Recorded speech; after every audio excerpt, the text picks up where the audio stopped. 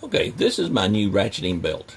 Now, maybe you're not familiar with that, but let me show you. Basically, there's some little teeth in here, and you stick the belt in there and squeeze this down, and it holds it. It's not going anywhere. In fact, you probably need a screwdriver to get it off. So, but you don't ever take this off. This is the end of your belt. But if you ever need to make an adjustment, this is where you do it. Okay?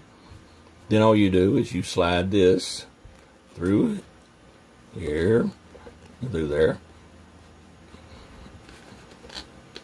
and it locks. But now you got to get it up into here. Okay? There is a few inches here, so you,